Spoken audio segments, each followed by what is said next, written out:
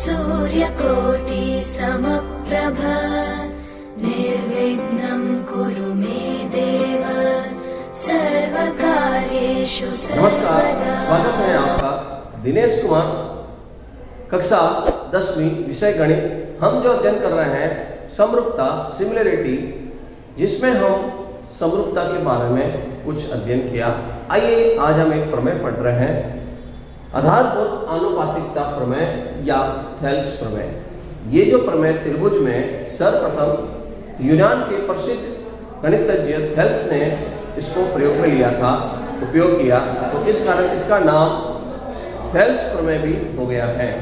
तो क्या कहता है ये थेल्स प्रमेय, आइए इसके बारे में हम अध्ययन करेंगे। देखिए, किसी त्रिभुज की एक भुजा के समांतर खींची गई एक रेखा त्रिभुज की दो भुजाओं के प्रतिच्छेद करें तो ये दोनों भुजाओं को समान अनुपात में विभाजित करता है। यही एक आधारभूत आनुपातिकता प्रमेय या थेल्स प्रमेय के नाम से जाना जाता है। आइए इसको हम आज सिद्ध कर रहे हैं। देखिए, यहाँ दिया गया है, सर्वप्रथम हमको केवल दिया गया है एक त्रिभुज दिया गया है,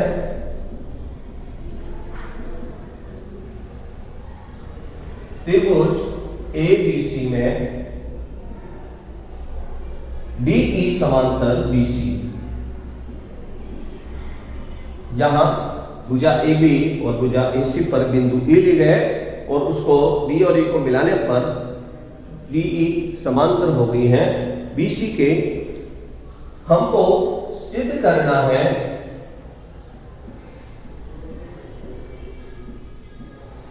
जो ये डी भुजा AB पर स्थित है तो ये दो भागों में बढ़ जाएगी, AD बट्टा BB बराबर दूसरी भुजा AC जिस पर E बिंदु स्थित है तो ये बराबर दो भागों में इस तरह से समान अनुपात में AE अनुपात EC में बढ़ जाएगी। यही हमको सिद्ध करना है, AD बट्टा DB और AE बट्टा EC।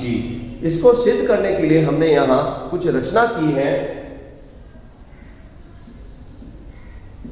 हमको इसको सिद्ध करने के लिए बेस बनाना होगा त्रिभुज के क्षेत्रफल को। त्रिभुज के क्षेत्रफल का आधारित हम इसको हल करने वाले हैं।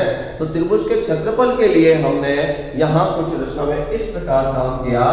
बिंदु B व बिंदु C को क्रमशः E व D से मिलाया। वह त्रिभुज के क्षेत्रफल ज्ञात करने के लिए हमको ऊंचाई की आवश्यकता होगी, इसलिए यहां पर दो लंब बनाए गए हैं। EF लंबवत है AB पर व BG लंबवत है AC पर। ये त्रिभुज के क्षेत्रफल ज्ञात करने के लिए हमने यहां पर दो लंब रेखाएं खींची गई हैं। अब हम इसको सिद्ध करने के लिए सर्वप्रथम हम त्रिभुज में AB रेखा पर बनने वाले दो त्रिभुज का क्षेत्रफल हम ज्ञात करेंगे। समांतर रेखाओं से बाहर जो बना हुआ है त्रिभुज ADE का क्षेत्रफल और समांतर रेखाओं के अंदर बना हुआ ABE पर बना BD आधारित एक क्षेत्रफल और हम ज्ञात करेंगे। तो सर्वप्रथम एरिया ऑफ त्रिभुज ABE, त्रिभुज का क्षेत्रफल 1/2 आधार इंटू ऊंचाई से 1/2 आधार यहां लिया जाए तो AD आधार लेकर हम हल करेंगे, क्योंकि AD आधार पर ही इसकी ऊंचाई बनेगी EF। Equation number 1। पुनः हम इस AB रेखा को पूर्ण करने के लिए AD के बाद वाली जो रेखा है BB रेखा पर बनने वाला एक त्रिभुज एरिया ऑफ त्रिभुज BBE 1/2 इंटू पुनः वापस एक आधार लिया जाएगा तो इसी रेखा पर ऊंचाई FE है तो आधार BD ही रखा जाएगा या DF DB इंटू ऊंचाई वही EF कहलाएगी। समीकरण नंबर 2। इन दोनों समीकरण का हम अनुपात बनाने के लिए इन दोनों में भाग देते हैं। समीकरण 1 व 2 से एरिया ऑफ त्रिभुज ABE बराबर एरिया ऑफ त्रिभुज DBE, 1/2 into AB into EF बटा 1/2 BB इंटू EF। समान भाग यहाँ पर कट जाएंगे, तो यहाँ इस प्रकार से हमको एरिया ऑफ त्रिभुज ABE बटा एरिया ऑफ त्रिभुज DBE में हमको इस तरह से AB बटा DB एक मान प्राप्त होगा, समीकरण नंबर 3। अब हम ये अनुपात इसी तरह से उस भुजा का प्राप्त करने के लिए हम रेखा AC पर बने दो त्रिभुज AE द्वारा बना त्रिभुज और EC द्वारा बना त्रिभुज का क्षेत्रफल पुनः हम ज्ञात करेंगे। तो पुनः AE द्वारा बना त्रिभुज समांतर रेखाओं के बाद एरिया ऑफ त्रिभुज ADE बराबर 1/2 पुनः अब की बार हम त्रिभुज तो वही है परंतु इसका आधार बदल देंगे, AE आधार में आ जाएगा क्योंकि उसके ऊपर ऊंचाई DG है। तो 1/2 आधार AE इंटू ऊंचाई DG, समीकरण नंबर 3। इसी प्रकार अब AE की रेखा को आगे बढ़ाए तो EC, तो EC पर बनने वाला एक त्रिभुज का क्षेत्रफल ज्ञात करेंगे। एरिया ऑफ त्रिभुज DEC, एरिया ऑफ त्रिभुज DEC 1/2, तो इसका आधार पुनः EC बनेगा, तो EC इंटू ऊंचाई वही कहलाएगी DG, समीकरण नंबर 4।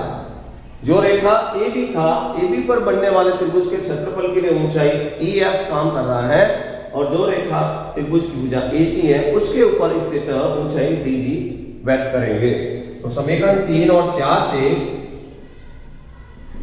समीकरण 3 व 4 से हमको इन दोनों में भाग देने पर त्रिभुज ADE बटा एरिया त्रिभुज DEC, तो आप देखेंगे इन दोनों में भाग दिया जाएगा तो समान पर 1/2 कैंसिल हो जाएगा, DG बटा DG कैंसिल हो जाएगा, तो हमको यहां प्राप्त होगा AE बटा EC। समीकरण नंबर ये 5 कहलाएगा, जो हमें अभी समीकरण 3, ये 4, ये 5 और ये समीकरण नंबर 6 कहलाएगा। तो इस तरह से हमको ये समीकरण भुजाओं का अनुपात का 3 प्राप्त हुआ और एक समीकरण हमको भुजाओं का अनुपात का ये 6 प्राप्त हुआ। तो ये 3 और ये 6 हमको इन दोनों अनुपात को समान करना है। तो समान करने के लिए राइट हैंड पक्ष के पद बराबर होने के लिए लेफ्ट हैंड साइड के पद बराबर होने चाहिए। तो लेफ्ट हैंड साइड पे लिखा हुआ है एरिया ऑफ त्रिभुज ADE, एरिया ऑफ त्रिभुज ADE, परंतु इन दोनों के हर के अंदर लिखा हुआ एरिया ऑफ त्रिभुज DBE, एरिया ऑफ त्रिभुज DEC। दोनों जो हर में पद वाले त्रिभुज हैं वो दोनों ही अलग हैं। यदि इन दोनों त्रिभुज का क्षेत्रफल समान हो जाए तो हम समीकरण नंबर 6 और 3 को समान कह सकते हैं। तो इसके लिए हम एक नियम, यहाँ एक प्रमेय जो आपने पूर्व कक्षा में अध्ययन किया है कि यदि एक ही आधार DE लेकर एक ही आधार DE व दो समांतर रेखाओं के मध्य त्रिभुज का क्षेत्रफल समान होगा, तो यहां एक ही आधार DE लिया जाए, एक ही आधार BE व DE समांतर BC। ये जो DE है और ये जो BC है ये समांतर है, वो हमको प्रश्न में देख चुका है पहले से। तो इन दोनों के मध्य बनने वाले दो त्रिभुज, पहला त्रिभुज जो है एरिया ऑफ त्रिभुज DBE और दूसरा त्रिभुज जो है एरिया ऑफ DEC।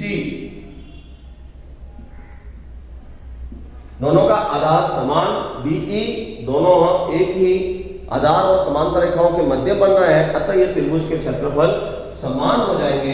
इसको हम समीकरण नंबर 7 नाम देते हैं। तो समीकरण 3 और समीकरण 6 को हम बराबर कर सकते हैं यदि ये दोनों त्रिभुज हर में जो लिखे हुए क्षेत्रफल बराबर हो जाए, तो ये क्षेत्रफल बराबर हो गए। अतः समीकरण 3, 6 व 7 से AD बटा DB बराबर AE बटा EC, यही हमको सिद्ध करना था। इसी को हम त्रिभुज में आधारभूत आनुपातिकता प्रमेय या थेल्स प्रमेय के नाम से जाना जाता है।